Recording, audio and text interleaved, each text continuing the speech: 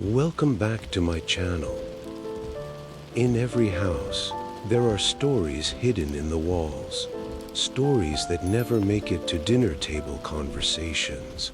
This one begins in silence, the kind that bruises, that watches, that waits.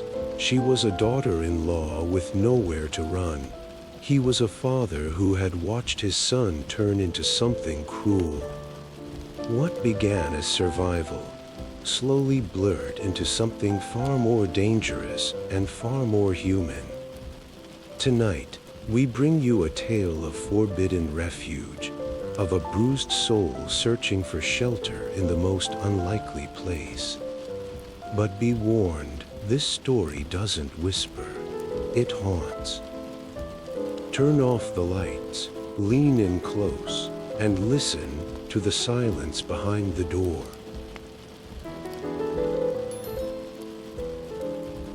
Make sure you take good care of Dad, okay? He's not getting any younger. And Lisa just fractured her wrist. Don't mess this up, or don't blame anyone but yourself. Oh, and wipe that gloomy look off your face for once. Nobody in this family owes you anything. So quit acting like some ghost haunting the house. Mike's voice was sharp and bitter, cutting through the kitchen like a blade. Before Claire could respond, his hand flew across her cheek with a loud slap. I understand, she stammered, her voice trembling. She didn't dare cry. Tears might just provoke him more. You understand. Then stop standing around and get to work, Mike barked, waving her away before picking up his half-empty bottle of bourbon and taking another long swig like it was water. That was her cue. Claire turned and hurried out of the room like a startled bird, fleeing toward the hallway. Only when she reached the guest bathroom did she dare exhale. One deep breath. Two. She grabbed a mop and bucket, her hands moving by instinct. Whenever Mike drank, and that was nearly every day now, Claire braced herself for chaos. Sometimes he shouted, other times he hit. Before they got married, he was different, charming even. But since the wedding, the man she thought she knew had vanished. Now he was a volatile drunk with a mean streak. She had tried to leave once, almost packed her bags, but he had threatened her, said if she ever walked out, he'd make sure they both didn't live to see the next day. Claire believed him. Claire? A voice called from the guest bedroom. It was Frank, Mike's father. Claire paused, instantly collecting herself. Yes, Dad, just a minute, she answered, trying to steady her voice. She filled a small basin with warm water, grabbed a soft washcloth, and walked to Frank's room. Before entering, she tapped lightly on the door. Dad, I'm coming in. Yeah, come in, he said a bit urgently. Frank motioned her over as soon as she entered. I heard yelling. Did that damn fool lay hands on you again? Claire rushed to him, placing a finger over his lips before he could say more. Don't, Dad, please, if he hears you. Mike wasn't just cruel to her, he was just as terrible to his father. The cast on Frank's leg? That was Mike's fault too. One night, drunk out of his mind, Mike insisted on driving Frank to visit his late wife's grave. On the way back, he lost control of the car. Mike walked away with a scratch. Frank ended up in a cast. Frank scowled as he studied Claire's bruised cheek. He hears me. Then what? I'm still his father. What's he gonna do? Break my other leg? Claire shook her head. You know what he's like when he drinks. Please, let me handle it. I just don't want you getting hurt too. She spoke barely above a whisper. but her voice carried the weight of resignation. Frank tightened his grip on her hand. You shouldn't have to handle it. Claire, look at you, your face. He left a mark, didn't he? She gently pulled her hand away. It's not as bad as it looks. But it was. The family treated her like an outsider. Mike saw her as a punching bag. Lisa, Mike's sister, looked down on her like some unpaid help. Frank was the only one who treated her like a human being. If not for him, she might have been driven out, or worse, long ago. Frank reached out to pat her shoulder in comfort, but as his hand touched the damp fabric of her blouse, he suddenly froze. His gaze drifted lower. Her shirt clung to her skin, wet and translucent. She had spilled some of the water when hurrying in earlier. Now, the outline of her body was exposed. He didn't mean to look, but he didn't stop either.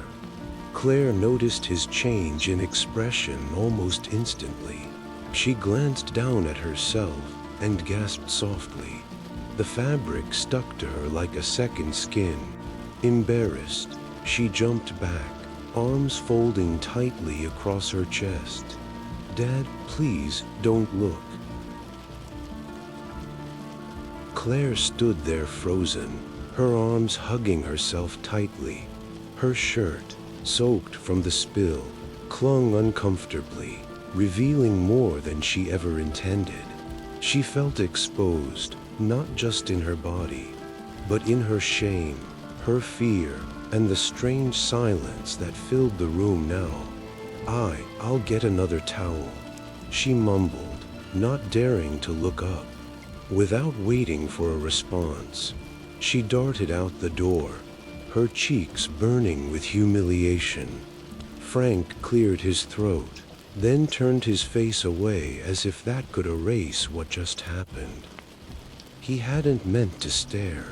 He didn't want to be that man. But the loneliness, the guilt, the helplessness of watching his son become a monster, it all mixed into something muddled and dark inside him. By the time Claire returned, wearing a fresh sweater and holding a new basin and towel, she was composed again, at least on the outside. Frank glanced up at her with a strange mix of regret and something else he couldn't quite name. She said nothing, just knelt beside him like she'd done every day since the accident. Caring for Frank had become routine, bathing him, dressing his wounds, helping him to the bathroom. She had never once complained. But today, things were different. Her hands were gentle but distant. Her eyes avoided his. Her breathing, normally calm and rhythmic, now hitched and rushed. If you're uncomfortable, I can do this myself, Frank offered, watching her hands hesitate at his ankle. Claire didn't answer right away. She kept her eyes on the towel in her hand. No, it's fine. I'm just a little tired. She tried to resume as usual, but her touch faltered. Frank sighed, the guilt pressing heavier than the cast on his leg. Claire, I didn't mean to make you feel that way. The door slammed open with a loud crash. Mike burst into the room, half drunk and fully furious. A bottle in his hand and anger in his eyes. You didn't even change his clothes yet? He snapped. Just sitting here chatting like you've got nothing better to do? Claire jumped to her feet, startled. I was helping him. Helping? Mike scoffed. You call sitting around helping? She was doing what I asked her to do. Frank interrupted sharply. Mike's eyes darted to his father. Don't defend her, Dad. I know her type, lazy, manipulative. You shut your damn mouth. Frank growled, rising as much as he could. You think I don't see what you are? You drink yourself stupid every day and take it out on the only person in this house who gives a damn about us. You're taking her side? Mike's voice cracked with disbelief. You'd hit your own son for her? I would, Frank said without hesitation. Mike lunged forward, raising the bottle like a weapon. But Frank was ready. He grabbed the bottle midair and yanked it from his son's hand. With surprising strength, he hurled it across the room. It shattered against the wall, sending glass flying. A jagged shard sliced Mike's temple. Blood spilled down his face. Mike screamed in shock more than pain. You hit me. You hit me. You want another? Frank snapped. Claire stood frozen, her back against the wall, watching it all unfold like a nightmare. Mike staggered, dazed, blood trickling down his cheek. His hands shook as he reached out to steady himself on the doorway. You're all against me, he muttered, his voice suddenly weak. You'll regret this, both of you, with one last look of hate. Mike stumbled out of the room. Moments later, they heard the roar of a motorcycle and the fading echoes of tires against the driveway. He was gone, but for how long? Claire took a breath to speak, but Frank raised a hand gently. Don't follow him, he said. He'll only get worse if he sees you. But if he comes back, then we'll deal with it. Frank said, together. His words meant to reassure her, but they made Claire tremble. She could already see the bruises, the yelling, the things that would be thrown or broken when Mike came home again. Frank reached for her hand, held it tightly. I need to tell you something. She looked into his eyes, searching. There was something raw there, fear, yes, but also sorrow and something else. Claire, he said slowly, you don't have to live like this. Claire sat down slowly at the edge of the bed, still shaking. Frank's words lingered in the air like a strange scent, comforting and disorienting at the same time. You don't have to live like this. She stared at her hands, knotted together in her lap. What choice do I have? She whispered. Frank leaned closer, lowering his voice. There's a place, back in Michigan, my old home. It's a small cabin near the woods. Mike's never been there. He doesn't even know it exists. You could go there. We could go. He'd never find us. Claire looked up, stunned. You want me to go with you? Frank nodded. That house is in my name. I haven't set foot there in years, but it's quiet, safe. We could start over. She blinked, speechless. A part of her wanted to laugh, not from amusement, but disbelief. You want me to just disappear with you? Leave your son, my husband, behind? Frank's eyes softened. That boy isn't the man I raised. Somewhere along the way, he chose to become a monster. I've tried to stop him. Claire, I really have, but I can't anymore. But he's your son, and you're my daughter-in-law, Frank said, gently cupping her cheek where the red mark still lingered. And the only one in this house who's ever treated me like I mattered. Claire swallowed hard, her voice trembling. But it's wrong. We can't just go off together. People would never understand. Frank didn't flinch. People don't have to understand. They just need to stay out of our way. His hand still rested against her cheek, thumb tracing the faint bruise. Claire felt warmth rush to her face, but not the kind that came from shame. Her whole life had been shaped by guilt and duty, by what she owed others, what she could never escape. And now here was a man, offering her a way out. A flawed man, a broken one, but someone who saw her pain and offered kindness. Claire took his hand, but slowly pulled it away from her cheek. "We can't. You're my father-in-law. You think I don't know that?" Frank said quietly, "But that title means nothing to me now. Not after watching what he's done to you.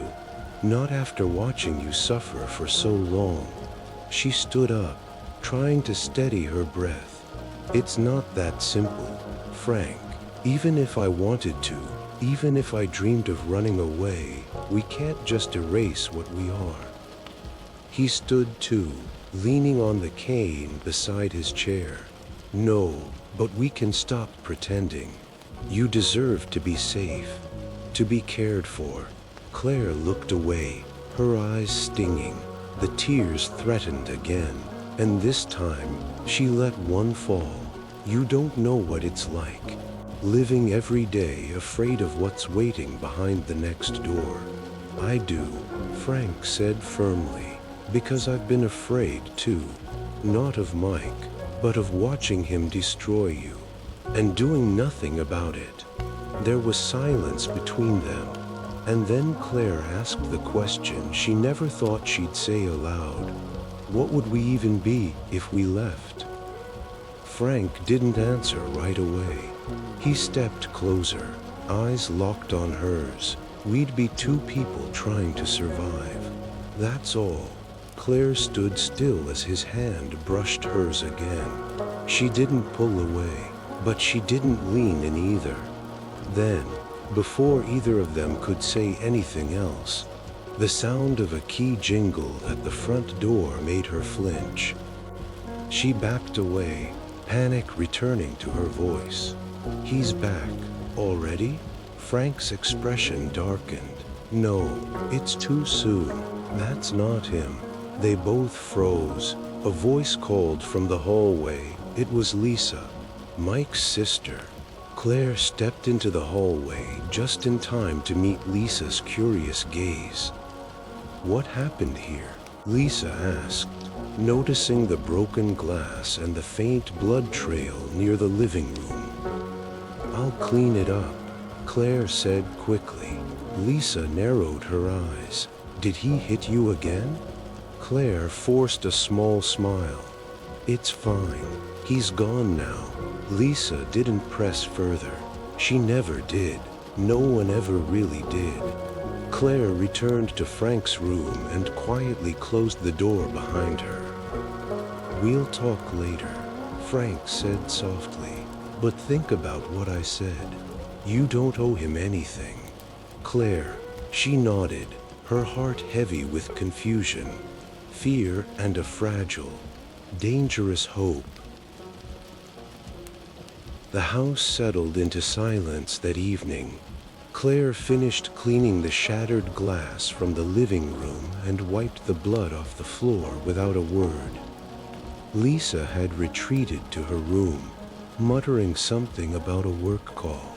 No one asked if Claire was okay. No one ever did. Later that night, when she walked back into Frank's room to help him get ready for bed, the air between them felt charged, not with fear, not entirely with guilt, but something else. She found him sitting up, wearing a clean t-shirt and the old reading glasses he rarely used. The lamp by his bed cast a warm glow, softening the lines of his face. He looked older tonight, and strangely younger, too. "I thought you might not come back in," he said quietly. Claire tried to smile. "It's part of my job. Remember?" Frank shook his head. "No, it's not. You do more than anyone in this house, and you get nothing in return." She said nothing, just walked over and helped him shift his legs under the blanket. His injured leg was stiff, and she was careful not to bump it.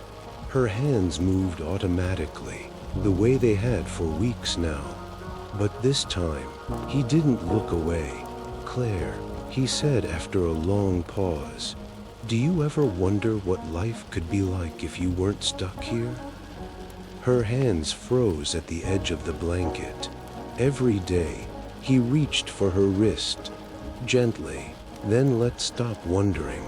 Frank, she said, her voice cracking. Please don't. Don't what? He whispered. Don't offer you a way out? Don't see you for who you really are? Don't want something better for both of us? She shook her head, more to silence herself than him. You don't understand. If Mike finds out, I don't care what he finds out. Frank said, his voice suddenly sharp. I've wasted too many years being afraid of my own son. I'm done with that. Claire backed away, but he still held her wrist. I'm not trying to push you into anything. He added quickly, I just need you to know I meant what I said. That house in Michigan, it's real. You'd be safe there. We both would. She looked down at their hands. His grip wasn't forceful, just there, steady, and her heart was pounding. Not from fear, but from the ache of wanting to believe in something again. I need to think, she whispered, finally slipping her hand free. Frank nodded, his gaze lowering. Of course, just don't wait too long. She left his room quietly that night, locking her own bedroom door for the first time in months. Not because she feared Mike, but because of the thoughts racing in her head. The forbidden ones, the ones that whispered, you deserve this. The next morning, Claire went about her chores as usual, laundry, dishes, checking the mail, but her body moved like it was being dragged through water. Every motion heavy with uncertainty. Frank didn't call for her until late afternoon. When she stepped into his room, he was sitting up again, this time reading an old paperback novel. He looked at her for a long second, then set the book aside. You okay? He asked. She nodded. I think so. He motioned for her to sit. She hesitated, then did. Did you think about what I said? Claire took a breath. I did. And? I'm not ready to run. Not yet, but I'm not saying no. Frank studied her carefully. That's enough for now. Silence fell again, but it was softer this time. No tension, just the quiet that comes with understanding. As she stood to leave, he reached out and gently touched her shoulder. She turned, and for a moment, just a moment, they looked at each other not as father-in-law and daughter-in-law, but as two people stranded in the same storm, searching for a lifeboat. Claire stepped closer. His hand slid down her arm. Her breath hitched. This is crazy, she whispered, but didn't move. We've both been living in crazy for too long, he replied. And then, without thinking, without planning, it happened. A kiss. Just one. But it cracked something open between them that neither of them could close again.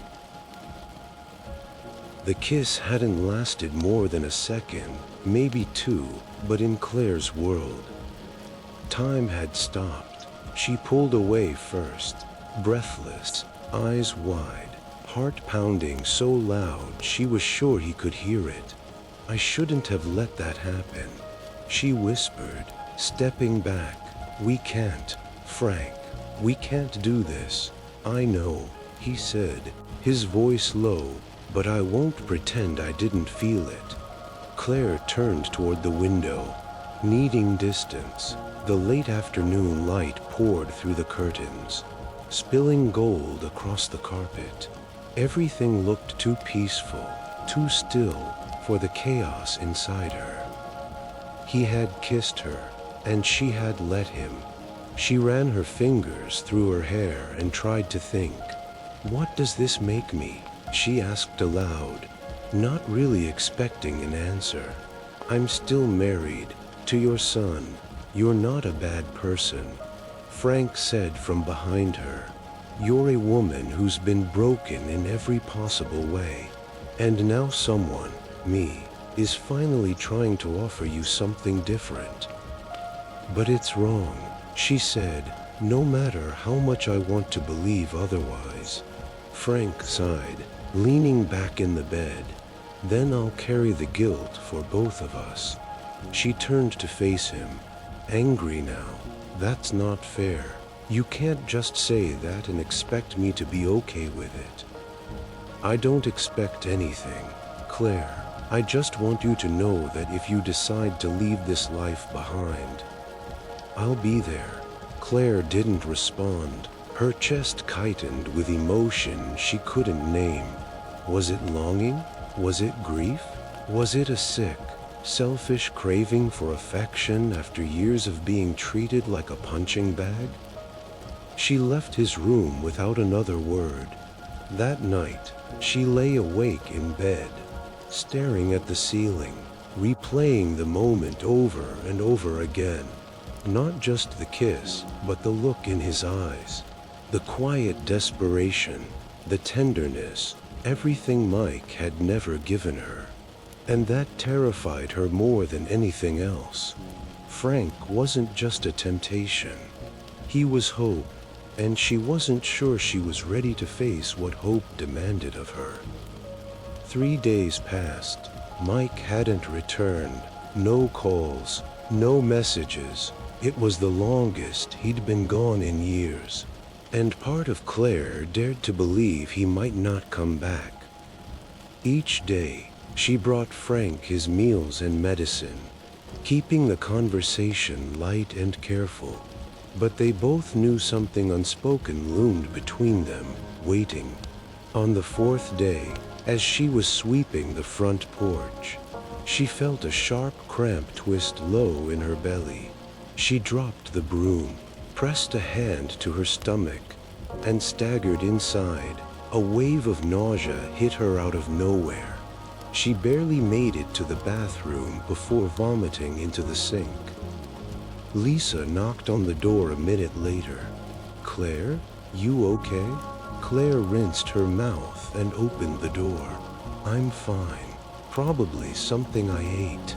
But her hands were shaking, and her chest had gone tight. She knew this feeling. She'd felt it once before, years ago. No, it couldn't be. Later that night, alone in her room, she sat on the edge of the bed with a pregnancy test in her lap. The 2 lines stared back at her, cruel and certain, positive. Her world tilted. She couldn't breathe. The sound of footsteps in the hall jolted her. She shoved the test under a pile of laundry and opened the door. Frank stood there, leaning on his cane. Are you okay? He asked. Claire didn't answer. She just stepped aside. He walked in slowly, eyes studying her face. You're pale. What happened? She didn't know how to say it. The words clung to her throat like glue. But she managed. I'm pregnant. Frank froze. For a full 5 seconds. Neither of them moved. Then he asked, Is it? I don't know, Claire said, her voice hollow. It could be his. It could be yours. Frank sat down heavily in the chair by the window. His hands trembled in his lap. Claire stood there, numb. Neither of them spoke, because what could they possibly say? The silence hung between them like a fog, thick, suffocating. In the dim light of the bedroom, Claire stood near the dresser, arms crossed over her chest, her eyes fixed on the floor. Frank sat by the window, his fingers twitching nervously against his cane. Pregnant, the word had changed everything. It's only been a few weeks. Claire said softly, I wouldn't have known if I hadn't gotten so sick today. Frank looked up. And you're sure? I took a test. Just now, it was positive. He exhaled slowly, his lips parting as if to speak, but no words came. Instead, he leaned forward, elbows on his knees, burying his face in his hands. Claire watched him. There was no rage in his body, no shame, just sorrow, and something deeper, fear. She walked over and sat down at the foot of the bed. "I don't know what to do." Frank looked up at her again, his eyes older than they had ever seemed.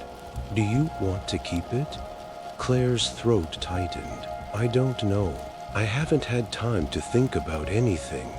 He nodded, as if understanding the impossible layers of her pain.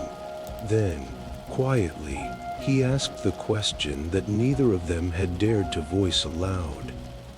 "If it's mine." She flinched. He stopped himself. "No, I'm sorry. That's not the right question. What I mean is, are you okay with all of this?" Claire couldn't answer that. Her mind was a storm of conflicting truths. She wasn't okay, not with any of it. But she also wasn't terrified in the same way she used to be. There was still fear, but now it came wrapped in uncertainty. "Not violence. I feel sick," she admitted, "not just because of the baby. I mean, look at us. Look at what this is." Frank didn't move. Claire turned to him, eyes wet. "You're supposed to be my father-in-law. I know. And God, I kissed you. I let you touch me. And now this. I know," he said again, softer. Claire wiped her eyes. "I feel like I betrayed myself."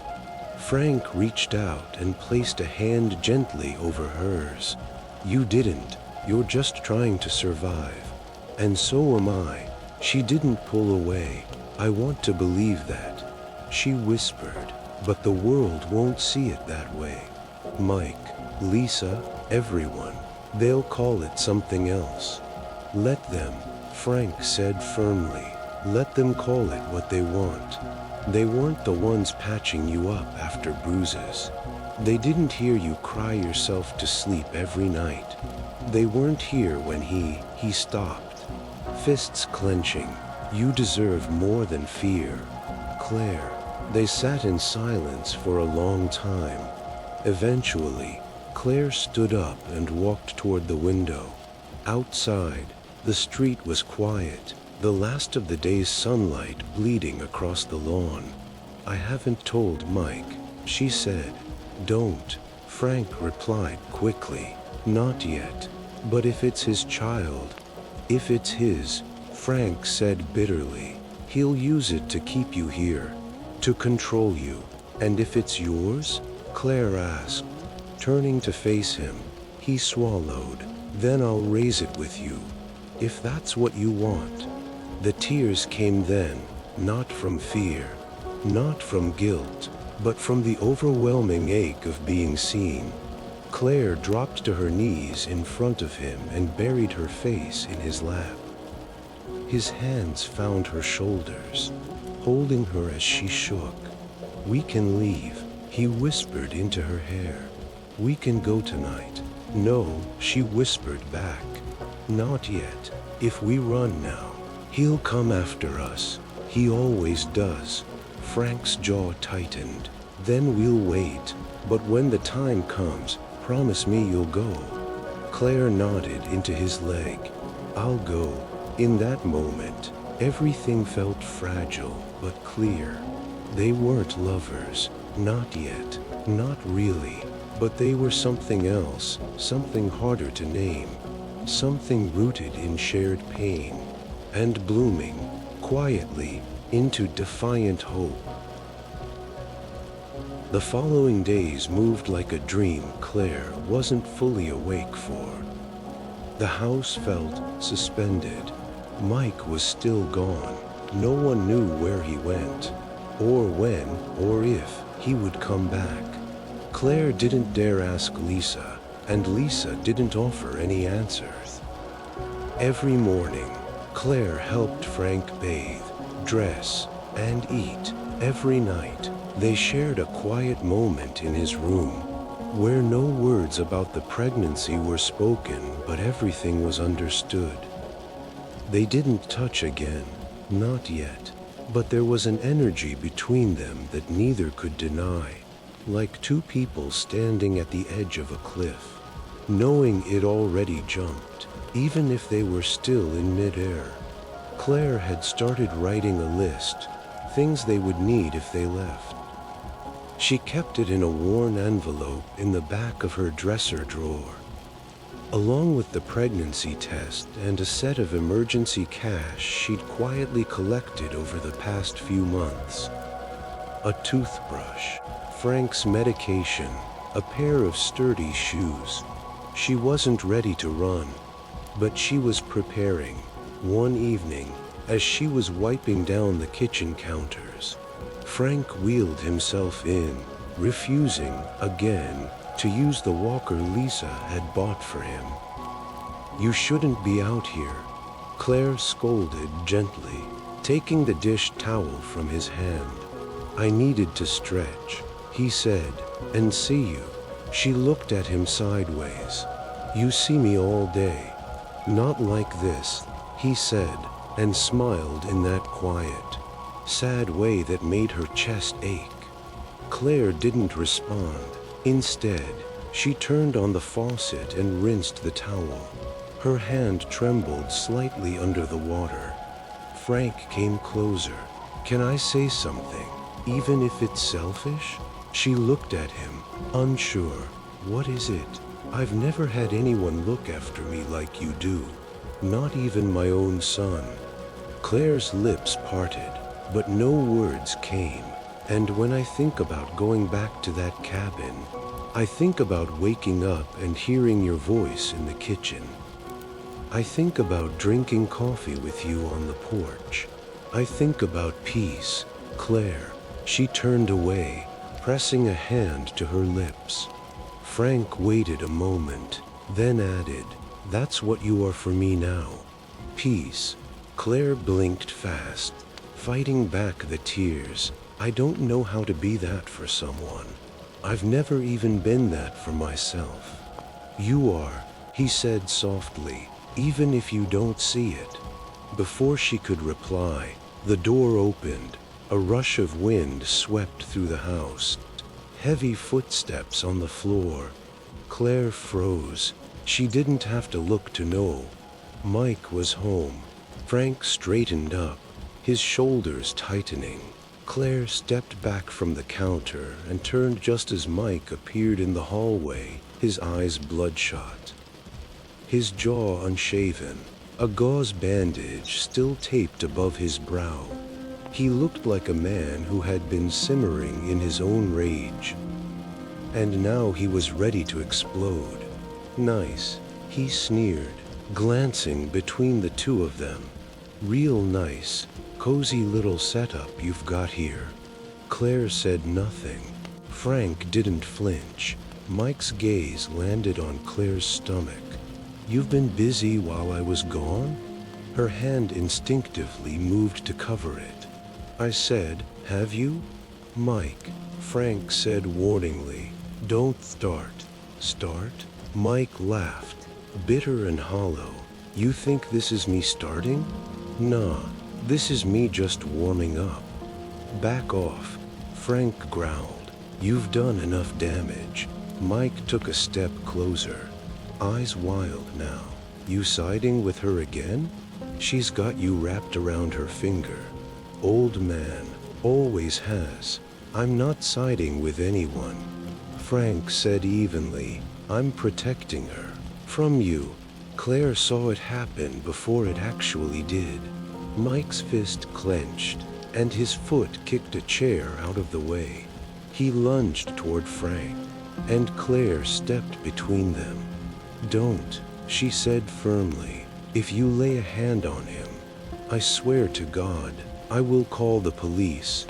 Mike stopped, mid-step, as if slapped by her voice alone. He stared at her, chest heaving, the heat in his face slowly giving way to something else, something dangerous. Then he laughed. "Oh," he said, stepping back, "now you've really changed, haven't you?" Claire didn't blink. She stood her ground, heart pounding, body shaking, but she didn't move. For the first time in a long time, she saw something flicker in Mike's eyes. Not fear, but uncertainty. "You're not going to win this time," Claire said quietly, not like before. Mike said nothing. He just turned, shoved the door open, and stormed outside, leaving the air crackling behind him. Claire didn't breathe until the sound of his boots on the gravel faded. Then Frank whispered, "He's not done." "No," Claire said, turning to him, eyes wide and clear, "but neither am I." Mike didn't return that night, or the next, but Claire knew he hadn't gone far. He was a storm circling just beyond the hills, waiting for a crack in the earth to strike. She had lived too many years studying the signs. Frank, meanwhile, grew more protective. Every time Claire walked into a room, his eyes would scan her from head to toe as if checking for fresh wounds. His hands trembled a little more each day, not from age or injury, but from fear. Fear that he couldn't shield her fast enough the next time Mike exploded. They'd stopped pretending. There were no more accidental touches, no vague conversations about if and maybe.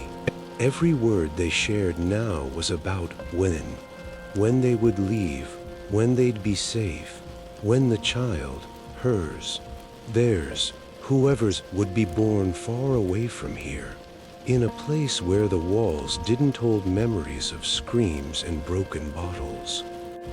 Claire had started packing, quietly, one drawer at a time. Just a few things, one suitcase for her, one small bag for Frank, enough to fit in the back seat of a car, enough to leave this life behind and not look back. But the escape plan came to a halt one rainy afternoon. Claire had just finished folding a pile of clean laundry when she felt the first wave hit. A sharp, pulling pain beneath her ribs. She dropped the shirt in her hands and doubled over, a gasp escaping her lips. "Claire?" Frank's voice called faintly from his room. "You okay?" I think so," she said, pressing a hand to her stomach. The pain passed almost as quickly as it came. She chalked it up to stress, or maybe bad food. Still, it left her unsettled. Later that night, she stood by Frank's bed, her hand on his shoulder as she helped him adjust his brace. He looked up at her and paused.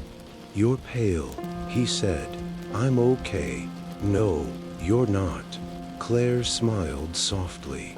"You always say that, because it's always true." She exhaled, then bent to kiss his temple gently. "We're almost out. Just a little longer." Frank nodded, squeezing her hand. They sat like that for a long while, the rain tapping against the windows like a lullaby. Claire thought maybe this was the last storm they'd endure here. Maybe the next one would come when they were far away, in a place where no one knew their name. But just before midnight, the quiet broke. The front door slammed open with a violent crash. Footsteps thundered in the hall. Claire was on her feet in an instant. She opened Frank's door just enough to peek out.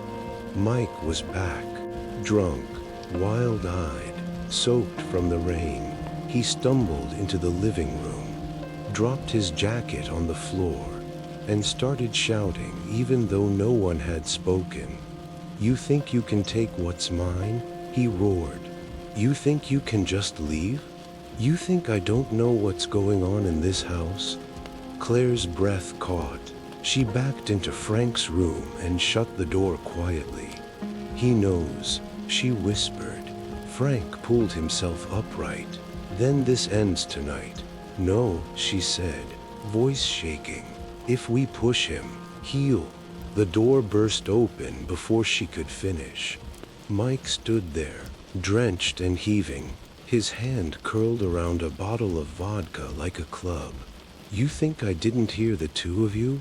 You think I don't know she's been sneaking into your room every night like some?" "Don't you finish that sentence," Frank growled.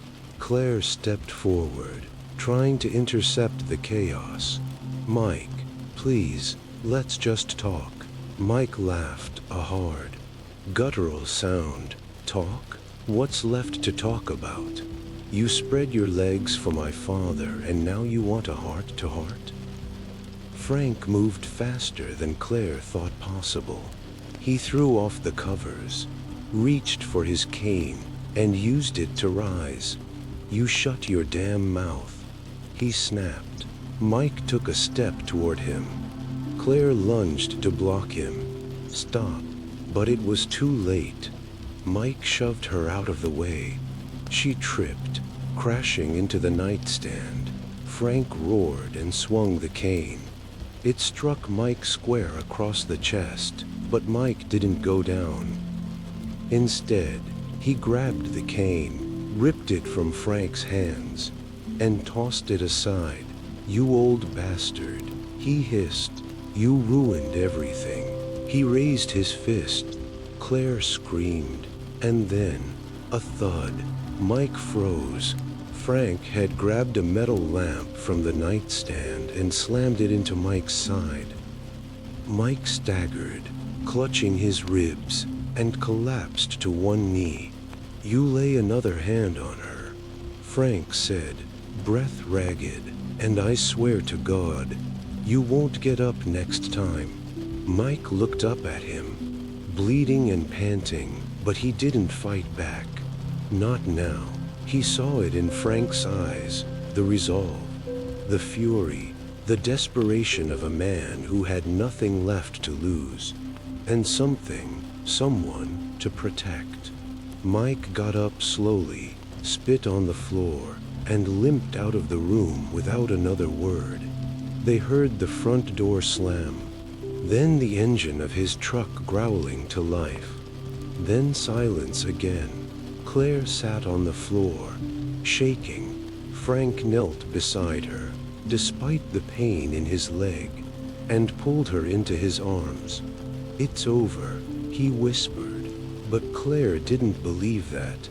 Not yet. Claire sat on the bathroom floor, a cold compress pressed to her temple where she'd hit the nightstand. Her breathing was shallow, uneven. Frank stood in the hallway just outside the open door, leaning heavily on the wall with his makeshift cane, an old broomstick he'd rigged with duct tape earlier that morning. Neither of them spoke for several minutes. The silence wasn't peace.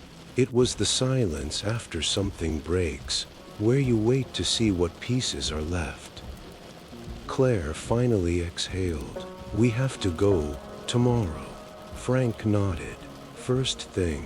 No more waiting. No more pretending he'll change." Agreed. She stood slowly, still dizzy from the hit, and rinsed her face. In the mirror, she looked like someone she barely recognized, pale, haunted, and trembling, but her eyes were sharp, sharper than they had been in years.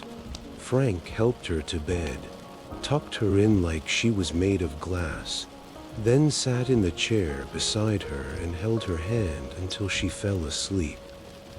He didn't sleep that night. He just watched the window and waited. At dawn, Claire packed the bags.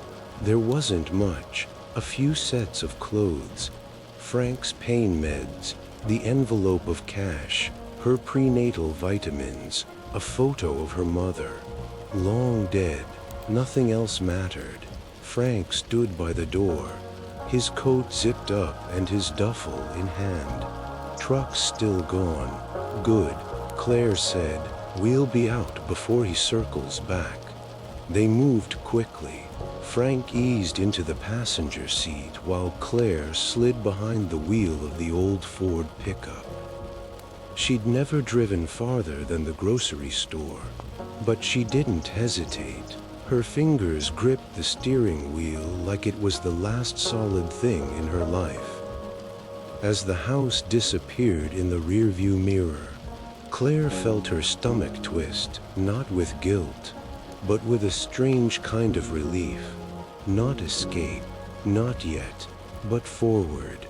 They reached the Michigan cabin by early evening. It wasn't much, just an old wood frame structure surrounded by oaks and pine, with a porch that sagged at the corners and shutters that needed paint. But it was quiet, isolated. A single dirt road led up to it.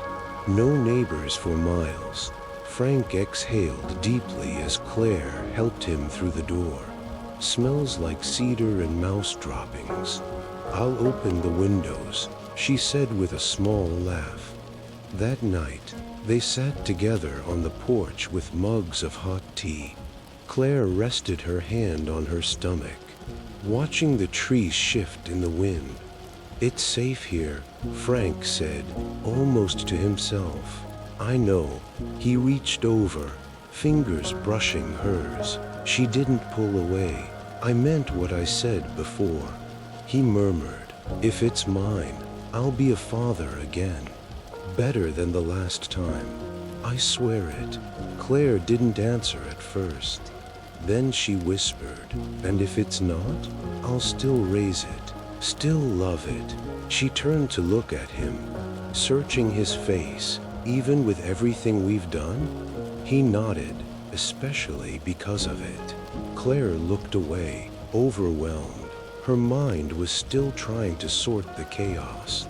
The blood, the bruises, the fear, the forbidden intimacy, the strange, unspoken bond that had formed between two broken people inside a house filled with violence.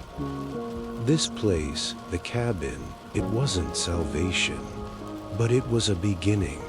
And for now, that was enough. She leaned into Frank's shoulder and closed her eyes.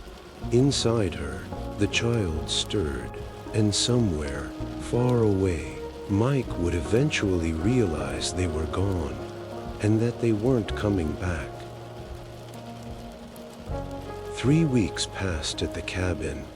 Frank's limp eased slightly with the help of warm compresses and Claire's care.